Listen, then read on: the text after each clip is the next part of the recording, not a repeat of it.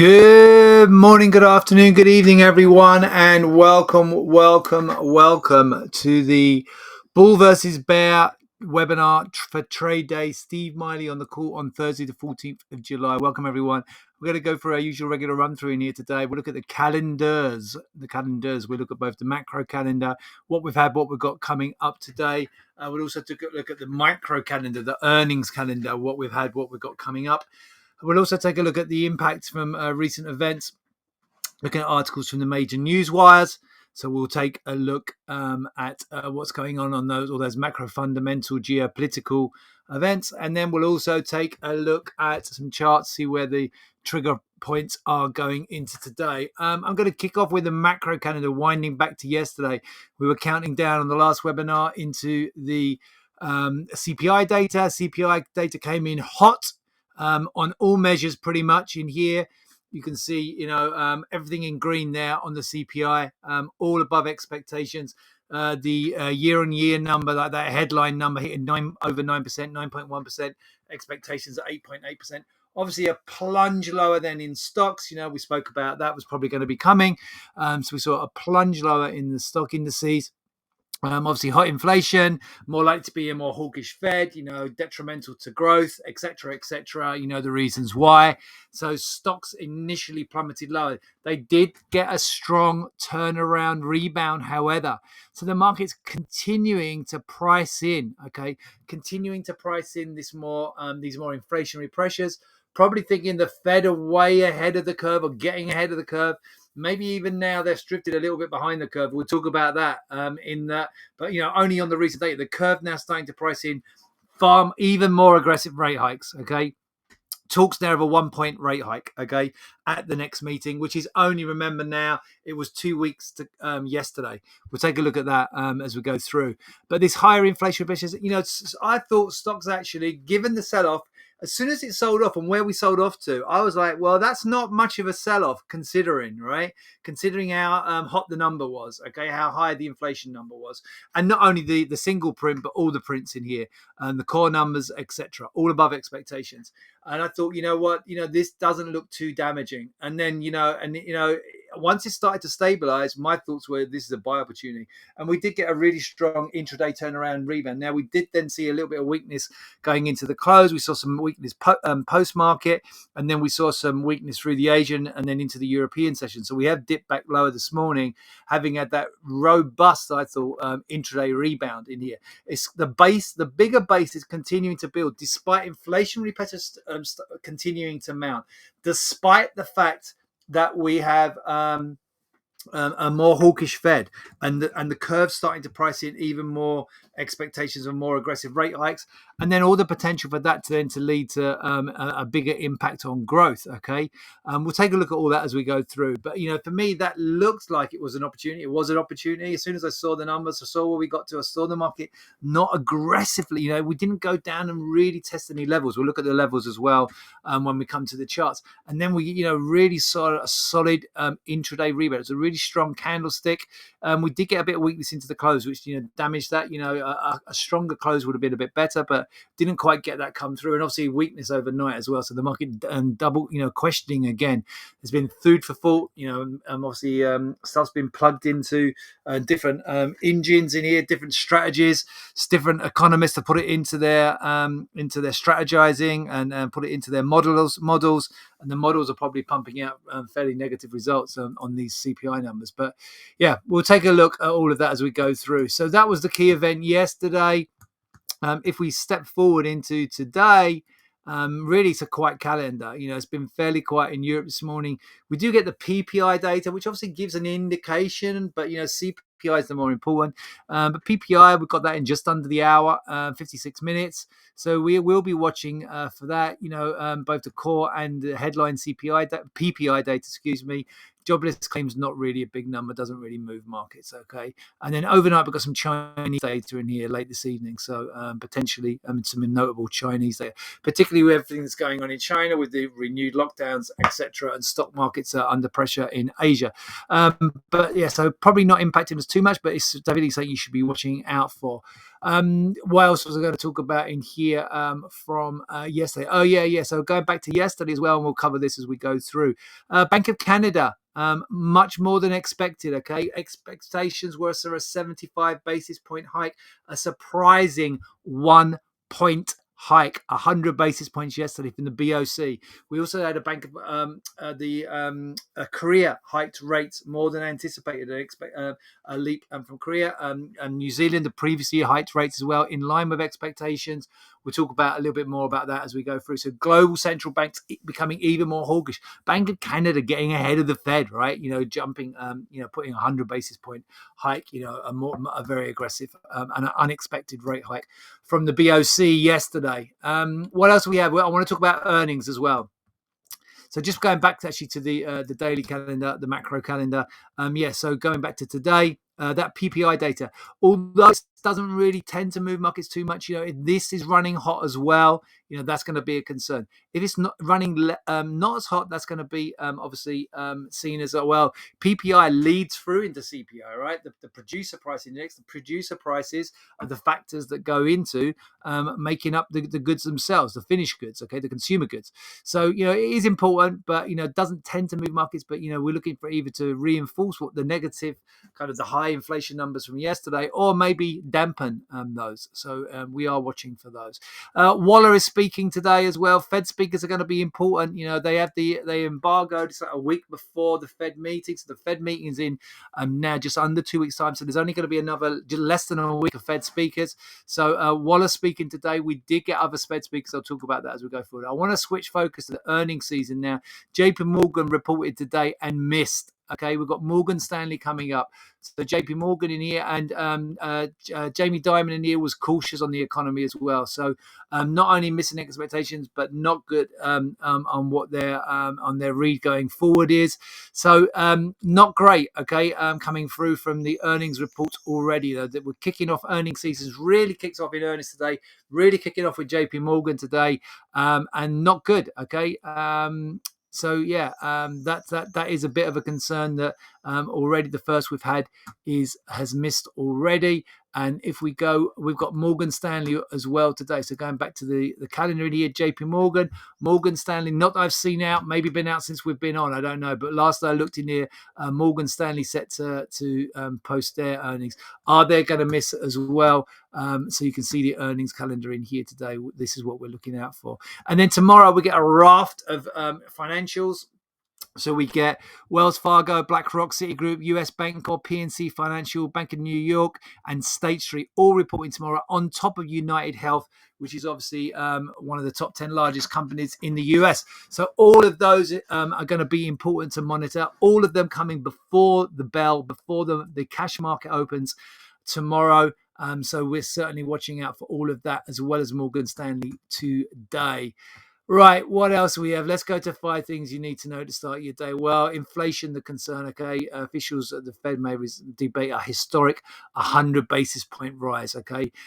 So we had Mester yesterday was on the wires, and Yester said we should raise by at least 50 basis points. We shouldn't reduce what we did last, okay? And so all of that is signaling, Fed definitely going 75, which, the market was pricing in anyway. Now growing risk of 100. And if we go and I'm going to leap forward and go and take a look at the Fed tool. Wow. Look at this out here on the Fed tool, the CME Fed Watch tool. Okay. This was nailed on at 75. This column wasn't even here last week, right? The column was here for a 50 or a 75. This is the 75 column now, guys, right? This here is the 100 basis point column, right, for the next meeting. 2 weeks' time, 85% chance now of them going 100. Okay, so the kind of nailing on the 100. This column wasn't even there. The column was here for a 50 with most chance of a 75. Now there's only an outside chance of a 75. They're nailing on 100. Okay, and if we go out to the September meeting now, what have we got over here? Well, this is now, what's that? That's 100 and... what are we there? 150. That's 175 up. So now we're looking here at the next meeting after this month's meeting for the 21st of September. We're going for the markets. The best chance now is pricing in 100 plus a 75. Okay, 100 plus a 75. I haven't actually looked out this far now. I'm going to look out here because remember that so the peak has actually gone up. I think peak 350 to 375 now in rate. So the peak is going to potentially higher, staying out March through May, still 350 to 375. And now the rate cut expected now pretty much either between May and June, but certainly by July, you see the peak then falling to 325, 350. So as far as I remember, actually, I think this peak is higher. This chance is now higher that the peak in rate is now going to be at 350 to 375. Okay, so that's 200 up from where we are. Okay, but remember, by September, we're pricing in 325 to 350 anyway. So by September, we're going to be nearly there. Okay, so then maybe just another 25 on top of that. We go 75 by November, and then they're done, right? Then it's priced in. There's an outside chance of it actually a peak at the end of year at 375, 400.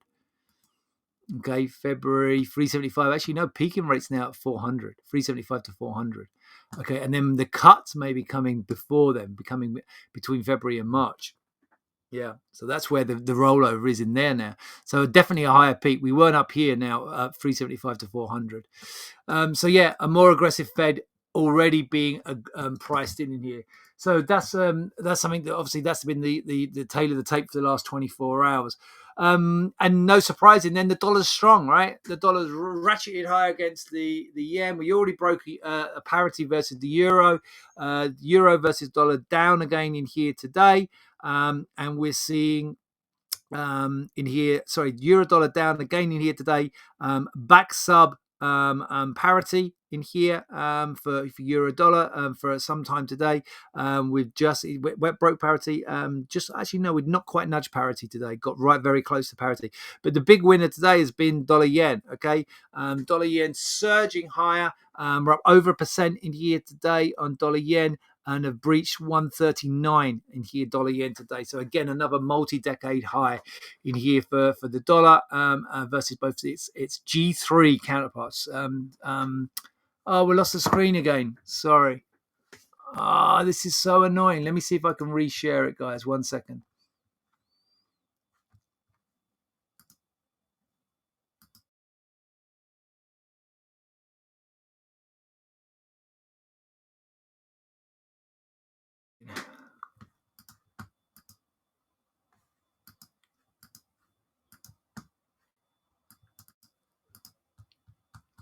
Got it back. You can see me now. Thanks for that heads up, Clinton. Hopefully you only missed for... You can see again. Let's see if you can just type in, let me know. I can see it streaming now. So I'm assuming you can see it again. Hope that you didn't miss too much in here on the CME tool, the stuff there. But yeah, just going back in here to CME tool, basically now nailing on so here it is here, nailing on 100 now at the next meeting, and with the peak in rates now by end of year up at 375 to 400. Okay, 375 to 400. So a more aggressive Fed in play. Going back to 5 things to start your day. Strong dollar, no surprise in strong dollar in here. I've already mentioned that against euro and against the yen. So that's been significant. No surprises, right? More aggressive central bank. The most aggressive central bank now probably going to be the US. Inflation running hotter. So that means the US is more attractive. Plus safe haven. If we're going to go into a deeper global recession, safe haven is the dollar. So getting double bubble, getting it from both the fact that interest rates are going to be more aggressively higher in the US, and from the fact that the US dollar is a safe haven if we are going to go into a deeper global recession. And outstripping the yen. Why is the yen not doing better against the dollar as the ultimate safe haven currency? Because the Bank of Japan are remaining uber super dovish, okay? And they're not even showing any signs of rate hikes, okay? So all you're seeing is that interest rate differential between the US and and Japan widening. That gives rise to what we call the carry trade. Okay, the carry trade. Yeah, you borrow in yen and you lend out in dollars. Right, so it's a no-brainer. Okay, So what else do we have in here? So we've got the US, yeah, and then obviously European. It says in here, look, unfavorable interest rate differentials. European central bank lags the Fed. European energy crisis, more likely that Europe goes into recession. All the reliance on Russian oil, Russian gas, etc., etc. We've spoken about this at length over the last few weeks. Okay, what else we have? Cryptocurrencies problem. Celsius Network, it's one of the world's biggest crypto lenders. They filed, they're already suspended last month. They'd suspended withdrawals from their customers by their customers, and now the pretty much the biggest lender, cryptocurrency lender, Celsius, out of the US, and now filing for chapter 11, chapter 11 bankruptcy in New York. So that's not good at all, obviously, for the crypto market. And it's not a big part of everything we see in our markets, but it's just lending to and adding to the woes of global financial markets. Okay, so US stock futures dipped lower, dollar upwards. Okay, higher inflation. We know all about this, right? So we've had a little dip lower, having had a pretty strong rebound.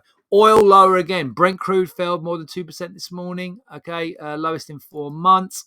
And oil pushing lower, obviously, with concerns about higher inflation in the US, higher global inflation, more aggressive central banks. Again, same old thing in here. Bigger recessionary pressures, negative for oil.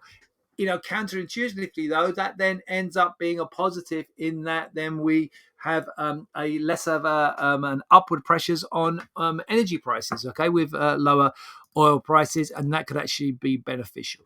Okay, what else do I have for you? What else do I have? I think most of this stuff I'm going to cover, but I'll run through it. So Mester says CPI data gives no reason for smaller July hike. Yeah, why would they go smaller? So not only no reason, that means, yes, we're going to stay at the 75, but then Mester didn't say anything about going up to 100. After she thought, here we go. After she thought 100 basis point rate increase should be considered this month, Mester said that the decision will be made at the meeting, and that we're going to have more economic data by then. We're going to have that meeting, and we're going to talk about the appropriate path of policy. We don't have to make a decision today. So didn't give any clues there, but certainly said it would be probably inappropriate to drop to 50. So definitely nailing on the 75 that the market was looking for anyway. Stocks fall, dollar gains as US inflation prompts 100 basis point hike bets. Okay, we know that. Looked at that. Hot inflation fuels bets on supersides Fed's rate hike. Yeah, we know that. Covered that. Fed report says inflation substantial, but signs of moderate. So this was the beige book. The beige book was out yesterday. This is I think this is either quarterly or 6 monthly. This is released by the Fed. Okay, actually showing signs of a slowdown. Okay, showing signs of a slowdown and recession-wise, but also saying that inflation is moderating. So certainly that's kind of a positive in here. Central banks keep surprising with hikes as inflation fears soar. So Canada and Korea accelerate interest rate hikes. I mentioned that already. So the 100 basis point hike by the Bank of Canada, greater than expected full percentage point, following 2 half-point moves. South Korea raised by half a point after previously having raised by quarter points. Okay, and New Zealand raised by half a point. That was pretty much nailed on though, for 3 straight meetings in a row now, half a point from the Bank of the RBNZ. Okay, so it's not just the Fed, it's global central banks. Bank of Canada's shock 100 basis point hike is most since 1998. What else do we have? Futures fall, so a dip in the futures. JP Morgan misses. We've already spoken about that. WTI, crude oil, as well as Brent oil sinking lower. And then the inversion of the yield curve in here is seen. So yeah, Treasury yield curve is further inverting, a deeper inversion of the yield curve, which is a signal, a red flag for a recession. But it's been signaling that for some time now. Euro at parity, talk of 100 basis point hike. We know all of that, covered that. What else have I got in here? Dollar climbs further, strong yen, euro lower, yen at multi-decade lows, covered that. Brent oil hits lowest since March, covered that. What else have we got? Oil price tumbles more than $2, covered that. Right, we've gone through all this. And Celsius filing for bankruptcy. Where are we now in Europe this morning? Well, the Europe this morning, you can see, remember we had that rebound sell-off, then a rebound, but then we went lower again into the close in the US. So we're notably lower, about 1% lower to 1.25% lower across most of the European equity bourses this morning in the cash market. If we look at where we are, we only had ended up slightly down in here, having had a significant sell-off yesterday. We're about 0.5% down on the major indices yesterday at the closes, but then look this morning in here, we're down 1.5% on the Dow, or 1.37, 1.29 on the S&P. Less on the Nasdaq, actually, interestingly, and that's partly to do with, I'm sure, if we go and take a look at. Well, actually, no, that shouldn't really. We're certainly higher in yields. We're going to take a look at the charts now. I'm going to jump to the charts. I'm going to go and take a look at the treasuries in here. See, that's a Treasuries whipsaw. Treasuries didn't really go anywhere yesterday, right? So Treasuries didn't really go anywhere yesterday. Lower and higher, a doji day, a doji pattern in here today. So the fact that we're not seeing a real change in yields has probably seen why the Nasdaq's actually outperformed, even though we've gone lower in here today. Let's kick off with the S&P. So, if we look where we were yesterday, we had the sell-off and the rebound, not too bad a close. And we held above. These are the lows that I was talking about. We held above these string of lows, and this low over here. We'll zoom in and see those a bit better. But look, back right on those lows. So it was a healthy rebound yesterday. Looked like we rejected a challenge to these lows. But then the market, we were almost back unchanged on the day yesterday. And then we had a slight sell-off into the close, sell-off in the after session, and then the sell-off this morning, we're back down to and through the lows.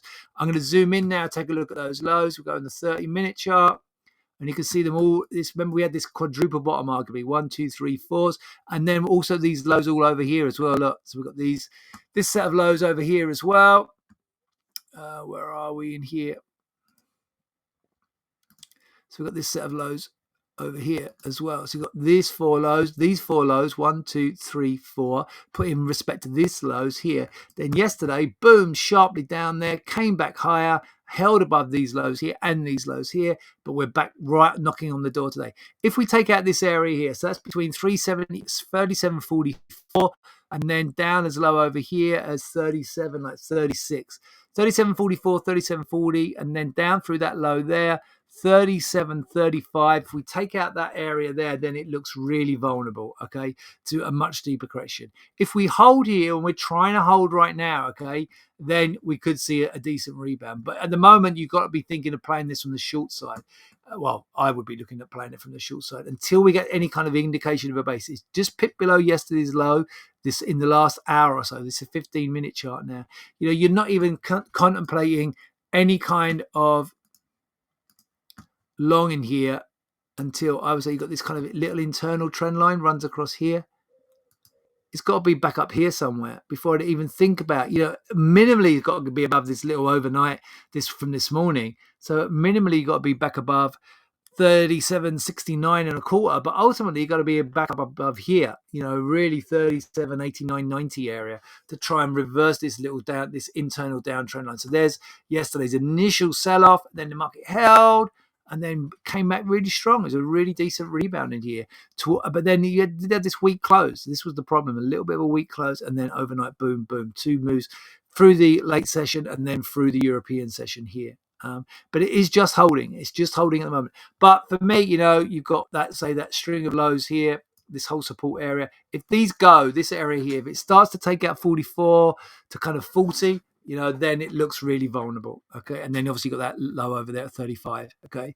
So there's a downside risk. So more negative going in, but willing to give this the benefit of doubt. What you might see is a flush down through here, guys. Watch out for that one. Watch out for a flush below these lows here, 44.40, maybe even down to 35, and then a really quick rebound. We could easily see that. Flush some stops. They're going to be stops all gathered around down here and down here, okay? Below like 44.40 and below 35. Then you might flush the stops and then come back really quickly because the buyers certainly came back in. Well, the buyers are not massively worried about, that inflation print, but this shows it. Like, there's the knee-jerk, boom, and then the market, boom, boom, boom, boom, boom. The buyers come in, right? We could easily see another similar here. We could see a flush, obviously more of a technical flush down through here. But obviously since this has happened, the market's priced in even more aggressive rate cuts very quickly. Rate hikes, sorry, not cuts. Okay, So I do think there's a risk to the downside, but don't be surprised to see the buys coming in. It could be two opportunities here today: short in the early session, short right now, short in the early session. See the rush to the downside and then come back. Okay, I'm not going to go through all the same analysis on the Dow. The Nasdaq. The thing to say about the Nasdaq is nowhere near as negative. Look how far away from the lows here. These are the equivalent lows here and over here, right? These are the equivalent 3/4 lows and this low over here. Okay, these are the same lows as we were talking about in the 44.40 area and the 35 levels over here for the S&P. Okay, we didn't get anywhere near challenging those yesterday. And look where we are. If we go back to the S&P, okay, the S&P's bang through yesterday's low, okay, nudging at these lows over here and this one over here, right? Go back to the Nasdaq, where are we? We're nowhere near yesterday's low and we're nowhere near these lows. So definitely an outperformance in here on the way down. Let's step in. So let's look, we're nowhere near the lows here. And Nasdaq performing better. We're not sitting right now. The S&P sitting on the lows. Now, the problem here is, this is telling me I probably want to buy this. I'm looking for this to round out and bottom. I think if we do get a turn, right, this is the one you buy. If it turns to the upside, if you want to go short, you short the S&P. If you want to go long, you're long the Nasdaq, right? And then you've got this little, it's only going to take a move back above 11,705, 10 kind of area, 11,725. This looks quite bullish again. And, it's got a long way to do before it runs the stops, initially here, and then they're all the way over here. Look, these are the lows. They're a long way away. So we're not going to get that flush out on the downside necessarily in the Nasdaq. So, yeah, I think if you want to play it, if you trade both indices, if you want to play it from the short side, you play the S&P. If you want to play it from the long side, you play the Nasdaq. All right. Let me jump to the commodities and then I'm going to wrap us up. So as we're on it, we'll start with oil. Weak, as we know, broken the low there. Nudge below this low here now this morning. This low over here, 93.45. We just nudged below there. 93.24 this morning. Slight bounce from there. Looks really vulnerable, right? Looks really vulnerable. Oil, we go to the 15-minute chart. We did nudge below the low there. We're nudging here. Look, it has had a slight rebound. I think you probably wait for it to break again. Don't buy this little rebound. If it breaks again, if stocks go lower, if we get the initial move low, as we've kind of said, we might come. If the S&P flushes out those lows, oil and no doubt go with it in a risk-off move, and then you just sell the break of the low in here. I think and this could easily be another $2-3 down, maybe $3-4 down in here today. So looking for negativity to come through there on oil. Let's take a look at gold. So dollar strength equals gold weakness. So erratic day yesterday, spiked lower, did get a rebound in here, but lower again this morning with the dollar yen pushing higher, with euro dollar back lower, and here the dollar strength coming across the board. We're down in, we've actually broken this spike low down here that we had. Sketchy data in here, obviously, because it wasn't liquid, but nevertheless, this is looking really vulnerable. This is on the daily chart, going to 30 minutes on gold. In here, so we had that spike lower yesterday, came back again in here with stocks, but look, drifting lower, looks really vulnerable. I can't advocate being along this thing, so certainly looking to play that from the short side as well. Hockey, I'm going to wrap us up there, guys. I'm going to wish you all a great trading day. Stay safe out there. I'll be back with you with another Bull versus Bear webinar tomorrow. Until then, have a good one.